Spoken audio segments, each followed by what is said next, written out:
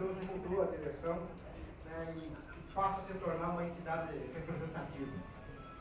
E quero fazer um parênteses, deputado, para agradecer a Vossa Excelência de coração, porque eu tenho 37 anos nessa área de segurança e saúde do trabalho, e é a primeira vez que ela entra nessa casa para falar de segurança e saúde do trabalho, os técnicos, os profissionais.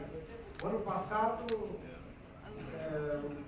senador Paulo Paim, nós fomos falar lá, centrais sindicais também, na Comissão dos Direitos Humanos. Inclusive no aniversário do deputado Paulo Paim, e eu fiquei pensando, o deputado, que ele podia estar lá com a família dele, né? Está aqui trabalhando.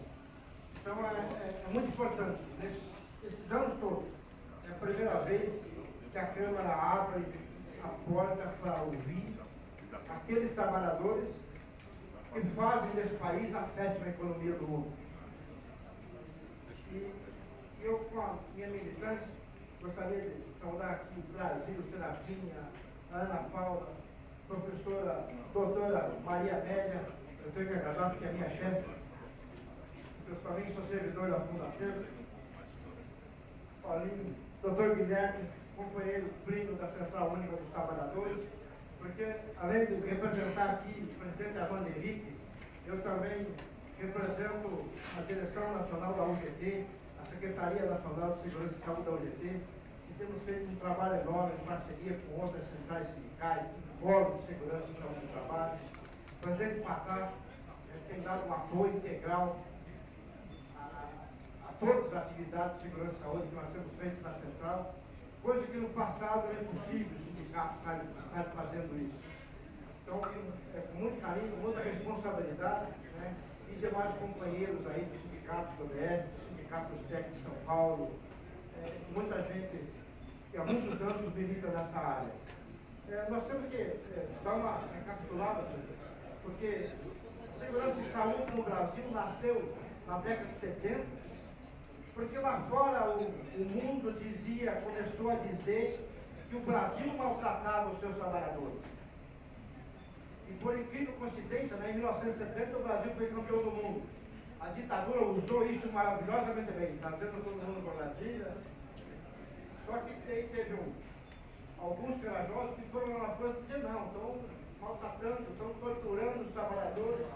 E como a convenção da OIT, que é todo ano em junho, em 1972, o Brasil foi atacado. Eles disseram, o Brasil maltrata os trabalhadores. Aí começou a repercutir e por isso que nasceu o SESC. Por isso que essas coisas são erradas, Brasil. Essas normas maltratadas foram feitas em 78. Não tem uma ditadura militar. É isso que as pessoas às vezes não entendem. Essa norma está atrasada sim. Mas foi feito num outro mundo, num outro Brasil.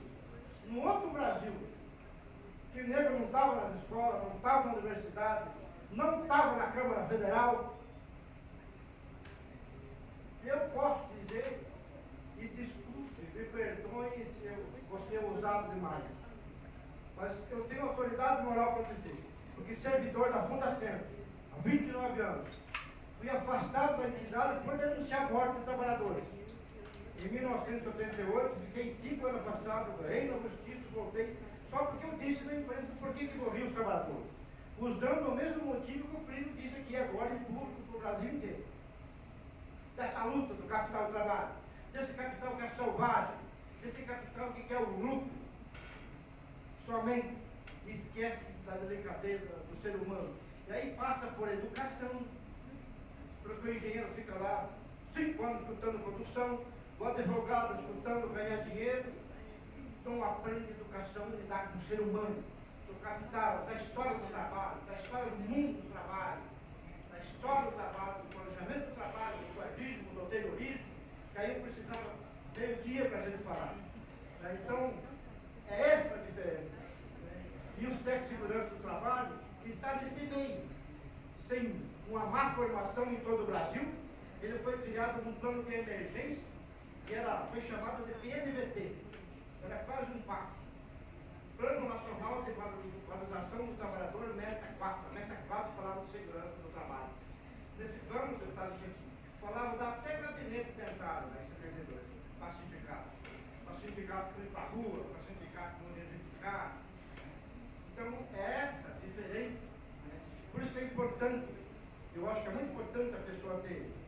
formação acadêmica, mas a formação política de entender os atores sociais é muito mais importante. É muito importante que você entenda o papel do trabalhador. E a gente vê esse massacre que é o mundo do trabalho. As estatísticas de 1970 até hoje, 160 mil trabalhadores morreram em nosso país, trabalhando no emprego formal, desses que têm carteira registrada. Se a gente pegar o emprego formal, a gente pode ter mais de 200 mil trabalhadores. É uma tragédia. E eu não gosto de estatística, porque estatística é um negócio muito esquisito. Se eu e o Plínio comemos 2 pão e média por dia, mas o Plínio come os 2, né?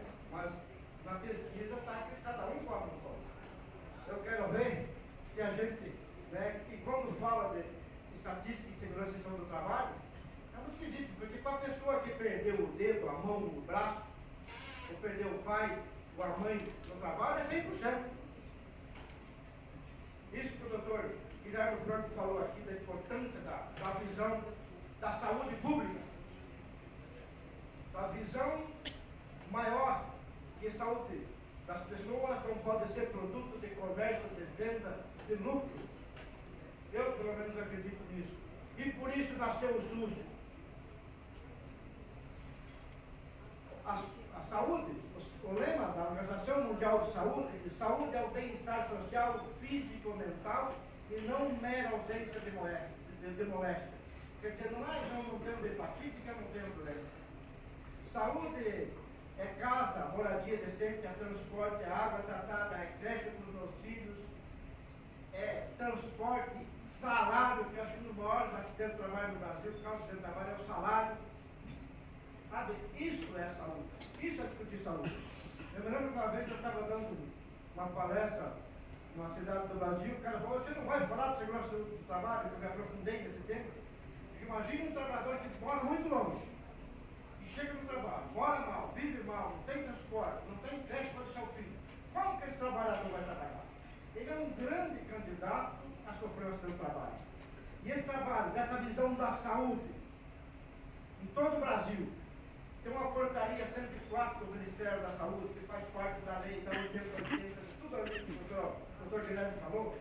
No Paraná nós estamos botando em prática. O ano retrasado nós fizemos 9 ciclos de debate em 9 cidades. O ano passado nas 22 regionais de saúde, juntando sindicatos, centrais sindicais, trabalhadores, empresários para discutir saúde e orientando o pessoal da saúde a notificar. Tem que notificar. Se ali em Taguatinga acontecer um caso de meningite meningocócica ou parotidite epidêmica, isso eu decorei para os 20 anos essas palavras aqui para pensar que eu sou coisa de médico, né?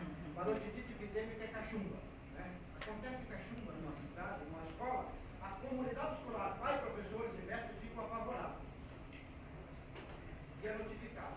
Se acontecer numa cidade do Brasil, 12 casos de meningite meningocócica, o que acontece? É bloqueado. A vigilância, a Anvisa tem que ser notificada, o médico tem que notificar. Mesma coisa é o acidente do trabalho. E numa empresa que se tome atitude, que as autoridades tomem atitude, tem que 10 trabalhadores perder dedo, mão e braço para ir alguém lá, alguém resolver falar para o sindicato, se o sindicato for combativo ainda, tomar atitude, mas devia ser a mesma coisa. Aconteceu um acidente lá, uma doença de trabalho, tem que comunicar. Então, é essa outra visão, mano, eu estava falando, o doutor Guilherme estava falando aí, que é essa visão que nós temos que ter. Porque eu, para encerrar, eu quero dizer, nós precisamos de um ministério forte. Precisamos de um ministério, resgatar o ministério do trabalho forte. E junto, né, eu não posso não dizer da importância que é a Fundação. Né? Talvez eu tome aqui a palavra da doutora Amélia, mas a Fundação é um carinho enorme que a gente tem para essa cidade. É a maior biblioteca da América Latina. Seus servidores, 57% com doutorado ou mestrado. E você não tem concurso, não tem para quem passar. Esse capital de conhecimento enorme de pesquisadores vai embora e não tem ninguém para deixar. Então é o Brasil que perde, os trabalhadores que perdem, os empresários do nosso país que perdem. Então eu acho que precisa repensar. Nós precisamos que as autoridades de todo o país repensem essa entidade. que ela foi retomada por povo do Brasil, que no começo ela foi criada também na época da ditadura, mas tem lá profissionais de alto nível, do maior conhecimento técnico e científico do nosso país e da América Latina.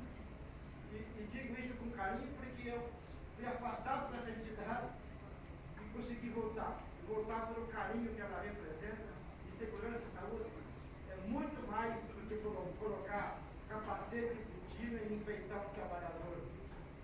Passa, acima de tudo, por educação. Educar e criar uma cultura de prevenção. Eu até falei, para encerrar na conferência de comunicação que eu participei, nós precisávamos usar, no governo passado, no Paraná, a gente usava a TV pública. A TV do Estado é pública, é nossa, por que não fala desse tema? Né? São todas as TVs públicas nesse país, as TVs das Assembleias Legislativas, das câmaras municipais, tinham obrigação moral, mas nós não temos essa cultura da prevenção. Nós precisamos resgatar, a gente vê na televisão artistas que é muito bonito, está correto, não é uma crítica. A Cristiano Torrone defendendo a Amazônia, outro defendendo a Larinha Azul, né, o Nico de Eldorado. É maravilhoso. Tem que fazer isso mesmo. Eu gostaria de ver o Caetano defendendo os trabalhadores e o povo, falando da cidade do trabalho. Né? O Gilberto Gil, já pensou? Vinícius de Moraes fez, para encerrar. Tem um poema de Vinícius de Moraes que ele fala um monte de outras coisas, né? Um operário em construção é o nome desse poema dele, que é enorme. Quando eu tinha 19 anos eu decorei, mas agora eu já esqueci. Mas ele fala uma coisa muito importante que está no sentido. Para onde o senhor olhar, o senhor vai ver a mão do trabalhador. No quadro dos ex-presidentes dessa comissão, no relógio, nas lâmpadas, tudo onde você olhar, você vai ver a mão do trabalhador. Muito obrigado. Parabéns. Muito obrigado.